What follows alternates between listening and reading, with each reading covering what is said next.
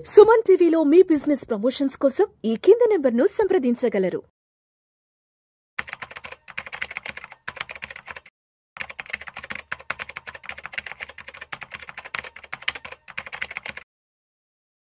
నమస్తే, నేను జీవి సత్యనారాయణ.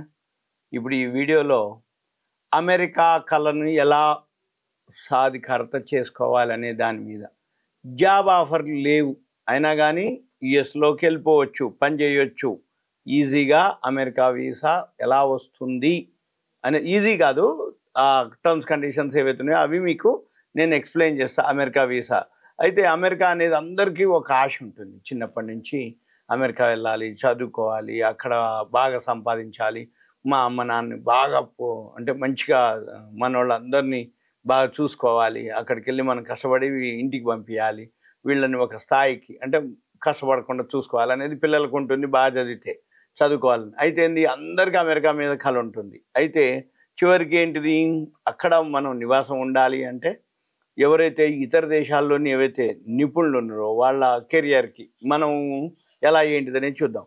అయితే జనరల్గా ఏంటంటే ఈ ఏదైతే డెవలప్ అవుతున్నటువంటి అంటే ఇండస్ట్రీస్ కానీ అక్కడ బాగా జీతాలు ఎక్కువ ఉంటాయి. తర్వాత పర్మనెంట్ ఉన్నారనుకోండి, అవకాశాలు అక్కడ మంచిగా ఉంటాయి అన్నమాట. అయితే అక్కడ ఏం చేస్తారు, అక్కడనే పని చేయాలని జనరల్గా చిన్నప్పటి నుంచి అందరూ కొద్దిమంది ఎక్కువ శాతం లక్ష్యంగా పెట్టుకుంటారు అనమాట. పెట్టుకొని ఏం చేస్తారు, వాళ్ళు వెళ్ళటానికి వర్కింగ్ వీసా కావాలి, అది రాదు, అది కష్టం, చదువుకోవాలి, ఎంఎస్ఓ ఏదో చేయాలి, అక్కడ చేయాలంటే ఎడ్యుకేషన్ లోన్ తీసుకోవాలి, దానికి ఎసెట్స్ సెక్యూరిటీస్ పెట్టాలి. లేదు ఇంటి దగ్గర ఏవైతే పొలాలు గిలాలో ల్యాండో ఇల్లు జాగలో ఉంటే బంగారం ఏదైనా ఉంటే అవి ప్లెడ్జ్ పెట్టో తనఖా పెట్టో తాకట్టు పెట్టో లేకపోతే వాటిని ఎంతో కొంత అమ్మో అప్పుడు మళ్ళీ పిల్లల్ని పైకి పంపించాలి అమెరికాకి.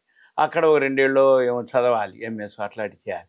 చేసిన తర్వాత అప్పుడు మళ్ళీ వాళ్ళు అక్కడ జాబు చూసుకోవాలి, సెటిల్ అవ్వాలి. అప్పుడు ఇవన్నీ అనమాట. అంటే టైము ఖర్చుతో కూడుకున్నటువంటి వ్యవహారం. అయితే ఇవన్నీ పొందడం కష్టమే.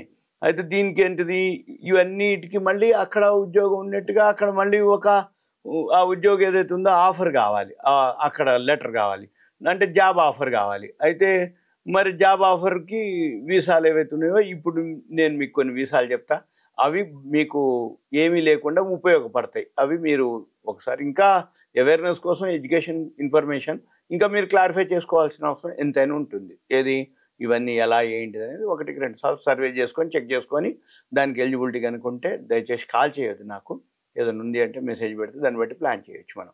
ఇకపోతే ఇప్పుడు EB-2 దీన్ని ఏమంటారంటే national interest waiver, NIW EB-2 national interest waiver అనేది ఏంటిదంటే ఇది ఉపాధి ఆధారిత వీసా.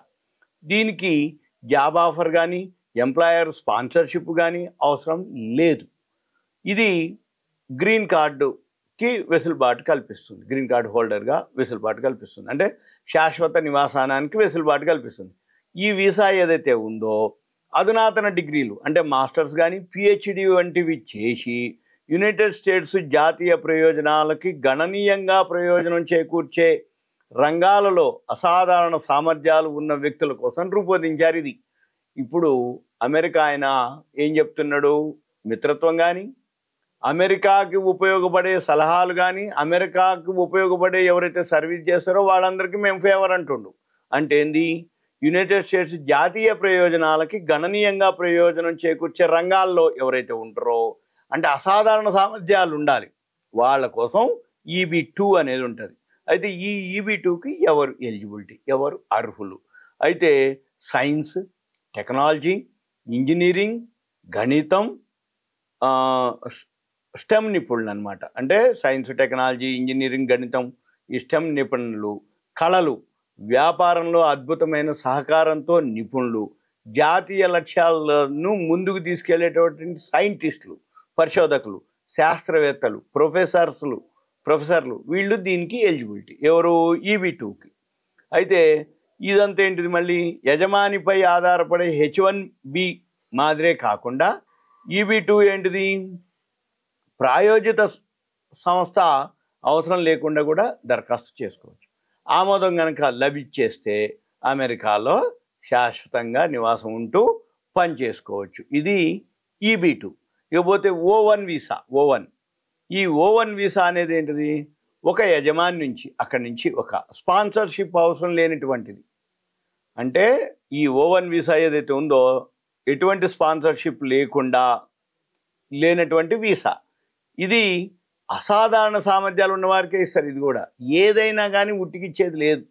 వాళ్ళు పర్ఫెక్ట్గా సబ్జెక్టు మీద అంటే హైలీ అనమాట. అసాధారణం, సాధారణం, అసాధారణం. మనం అంతా సాధారణం, అసాధారణంగా ఉండాలి. అప్పుడే వాళ్ళకి ఇస్తారు ఇవి.